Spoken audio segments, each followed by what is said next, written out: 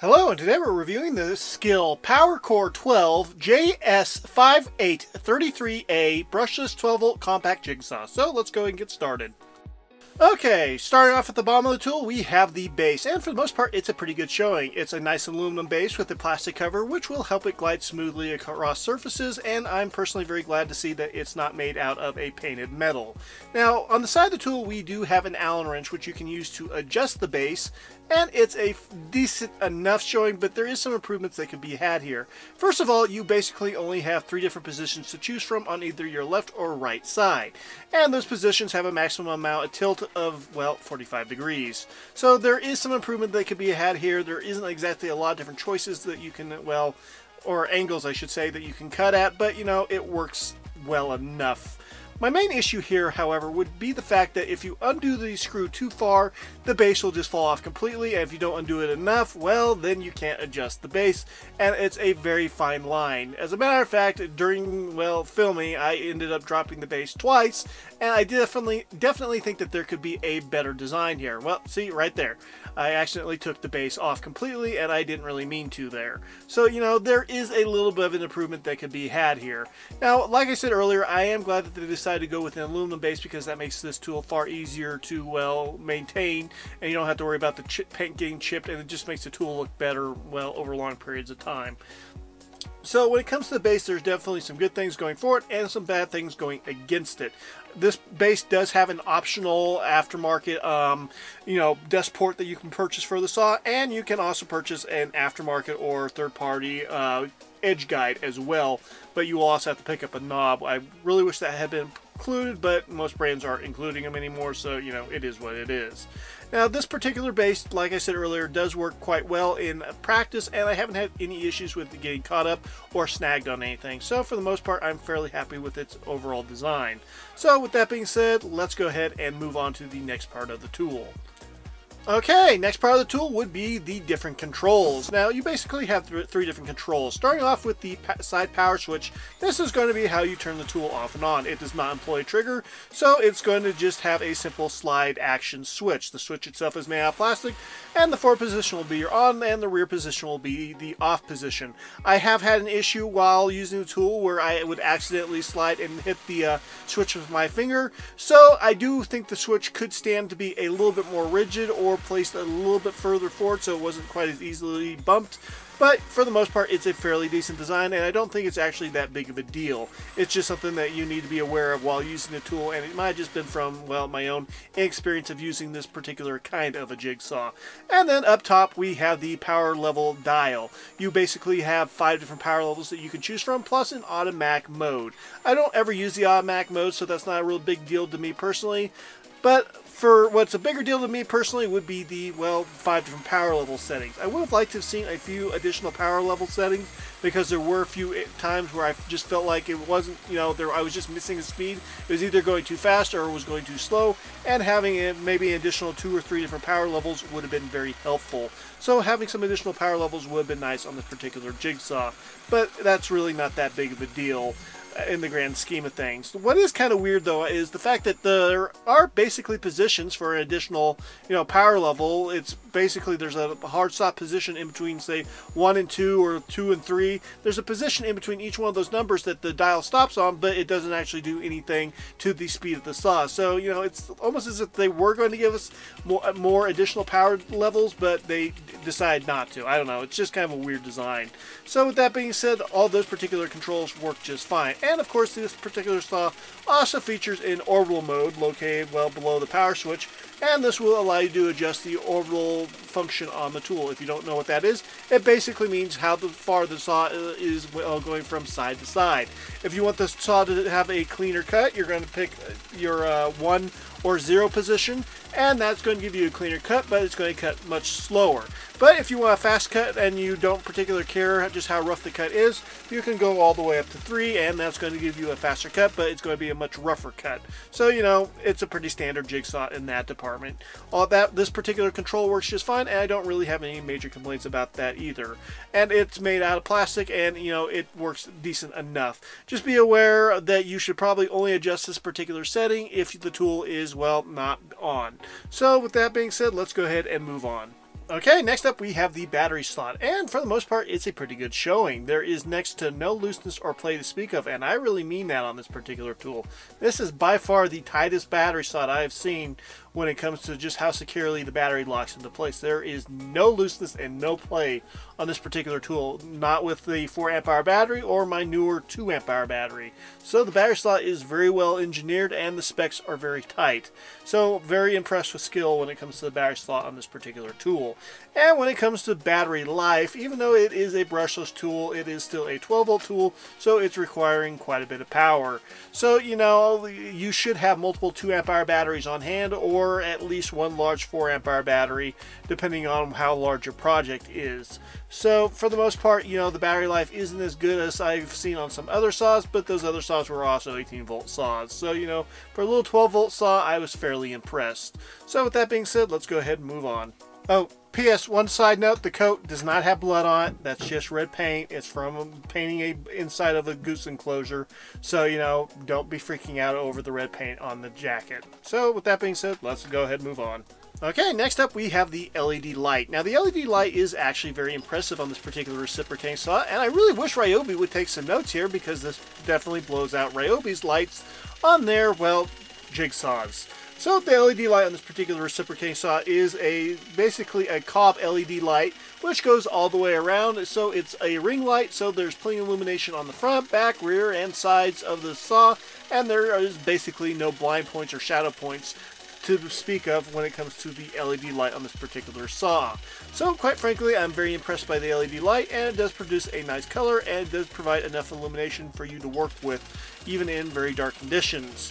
The LED produces a nice neutral white colored light, and there is a 10-second afterglow function, which basically means 10 seconds after you turn off the tool, the light will turn off. So, you know, it's a pretty standard design, but it's a nice design to have nonetheless. So, you know, I think the LED light passes with flying colors. Moving on. Okay, next up we have the ergonomics of the tool, and it's actually a very good showing. Skil did a good job of putting rubberized texture everywhere you might want it, and it's very easy to maintain your control over this particular tool. Now, the one area I wasn't a big fan of was the fact that the on and off switch was a little bit too easy to slide forward and backward when I was repositioning my hand for a, well, angled cut. But, you know, I think that with enough practice, that wouldn't be a major issue anymore. So, you know, I'm going to let that one slide. I think this particular tool's ergonomics are very good, and I definitely prefer using this over my Ryobi reciprocating saw because it features a higher handle, which just makes it feel like I don't have quite the same amount of control versus this particular tool's, you know, lower handle, which allows you to have a little bit more fine-tuned control when you're doing some cutting. And that's going to be very important with a jigsaw because, well, obviously jigsaws are mostly used for cutting out, you know, holes or patterns in solid, you know, decking material. So, you know, I'm pretty happy with the way that this tool feels, and I don't think there's really much I would change about anything, well, any design choice where they decide to make when it comes to the ergonomics of this particular tool, except for maybe the power, you know, the on-off switch being a little bit more rigid. But, you know, for the most part, it's a pretty good showing. So the ergonomics of this particular tool pass with flying colors. Okay, last but not least, we have the blade clamp, and it's a very good showing for the most part. Now, the blade clamp on this particular jigsaw is going to be utilizing the T-shank jigsaw blade style, which means it's going to be toolless, and so you won't have to worry about having to use an Allen wrench whenever you need to swap those pesky blades that break so easily. So, why am I not a huge fan of this particular blade clamp? Well, it's a little bit fiddly. It's definitely not the easiest, you know, toolless system, and I definitely think there could be some improvements here. In order to change the blade out, you have to push up on the blade clamp, and it can be a little bit challenging, especially if you're wearing work gloves or other, you know, gear. There just isn't a whole lot of room in there, and it can be a little bit fiddly, and it requires quite a bit of pressure in order to push it up far enough in order for you to change the blade out. It's not impossible, but it's definitely more challenging than some of Skil's competitors. So I think this is an area of the tool that could use some improvement upon in the future.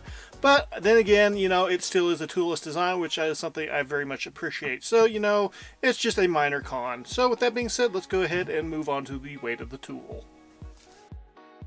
Okay, without a battery, the jigsaw weighs 1,401 grams, which is about 3 pounds. And with a 4 amp hour battery, it weighs 1,867 grams, which is a little over 4 pounds. So, you know, it's a fairly lightweight jigsaw. Okay, let's talk a little bit about this tool in use, and for the most part, it's a pretty positive showing. When it comes to thinner materials, such as, you know, your standard, plywood or composite board, or anything that is, less than an inch thick, this tool actually is fairly speedy and does a very good job. Once you start moving on to thicker materials, such as your 2x4s, its speed is definitely going to slow down quite a bit, and definitely the amount of power that the tool is consuming is going to go up as well. This does have the ability to cut through a 2x4, but honestly I think that's about the thickest material I would attempt to cut through with this particular saw. And of course, if you are going to be using the saw to cut metal, make sure you're using an appropriate blade. Now, when it comes to the ability of this tool to be able to turn and do all the things that a standard jigsaw would be able to do, it does that just fine. I didn't notice any issues while turning the tool on any sort of flat surface or wood that requires, say you're trying to cut a hole in something, say a play area for your kid or something. This particular jigsaw will work just fine, and it definitely does have the ability to rotate just fine. And when it comes to cutting at an angle, like I said earlier in the review, you do have set positions, and the furthest you can tilt the saw to one side is going to be 45 degrees. And as long as your blade's going to be long enough, this particular saw doesn't seem to have any major issues when cutting at an angle either. So for the most part, the amount of power that this particular saw is, giving you is actually completely adequate for, well, a 12-volt tool. It's definitely not going to be in the same sort of power range as a larger, 18 or 24-volt jigsaw, but this still has plenty enough power for pretty much all your standard uses that you'd be using a jigsaw for, which is, going to be cutting stuff in plywood, basically. So, I've been fairly happy with that aspect of this particular tool. Now, I do wish that there were some additional power settings on the dial up top. Now, the ones that are there work just fine, and they should basically fill all your needs, but I do like having a little bit more control over the speed, and unfortunately, you don't have too many different options when it comes to the amount of, power options on this particular jigsaw. The orbital function works fairly well, but I think there are better orbital functions out there on the market. But, it does speed up your cutting, but it makes it a little bit rougher. So, the orbital function is pretty average in my opinion. The power switch is in a decent enough location. I wish there was a little bit more resistance from when you need to slide it forward or backwards, because there have been a couple times when I've used the saw that I've accidentally turned off the power. It's not a big deal, but it does happen occasionally. And the rubberized texture and grip on this particular saw is fine. I think it's absolutely good, and there really isn't much else to say. It's pretty much your standard compact jigsaw design. So in all those aspects, this particular jigsaw is completely fine. I don't think that this jigsaw is going to be the absolute best on the market, but, there's far worse options, and pretty much anything you buy at Harbor Freight that's in the corded section will probably be worse than this jigsaw.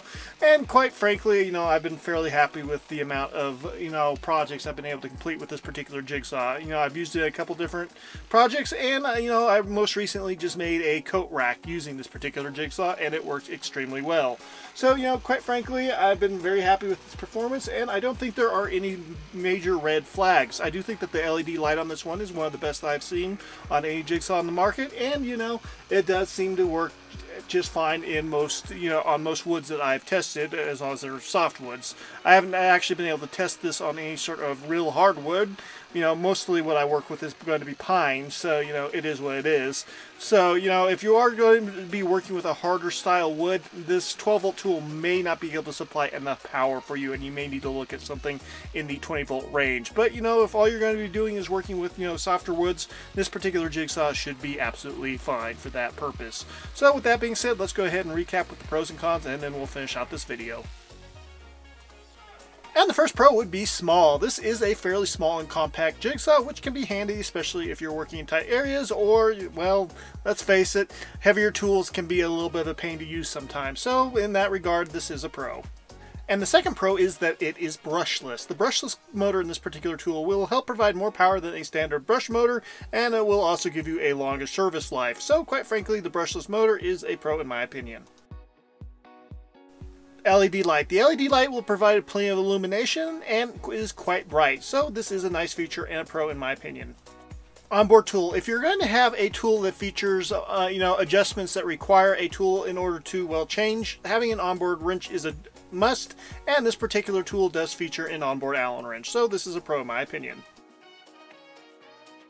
Grip. The grip on this particular tool is very comfortable and easy to work with. It's not too large and it's not too small, so overall it definitely gives you a feeling of control, and quite frankly I do consider it to be a pro on this particular model. T-shank. I do like the T-shank, blades, because you don't have to have an Allen wrench when you need to change the blades, and if you've ever used a jigsaw, you know that, well, these blades are prone to breaking fairly easily if you get too rambunctious. So in my opinion, this is a pro. Limited power modes. There really is only 5 different power levels to work with. There is an automatic mode, but I don't really count that, and so I would have personally liked to have seen some additional power levels for people who require a specific speed. So with that being said, let's move on. Blade release. Overall, the blade release is good because it's toolish, but it's a little bit on the fiddly side, and I definitely think there could be some refinements on it in the future. They could make this a far easier tool to, well, change the blades on. And last but not least, the adjustable base. The adjustable base on this particular jigsaw is decent enough, but it definitely is a little bit on the fiddly side, and I definitely think it could be refined and be, well, made better in future models. So I think this is an area of the tool that could be upgraded in the future, and I would highly recommend Skil maybe take a look at that for future models. And that's it for the pros and cons. Final thoughts on this particular jigsaw. Overall, I actually do like this jigsaw quite a bit. I think it does a very good job, and as long as you're just using it on thinner materials, it does a fine job. I don't think there really is too many major downsides to this particular jigsaw, other than, well, the standard Skil complaint, which is going to be that their batteries are a little bit overpriced. But, for the most part, it's a good tool, and it seems to be very well built.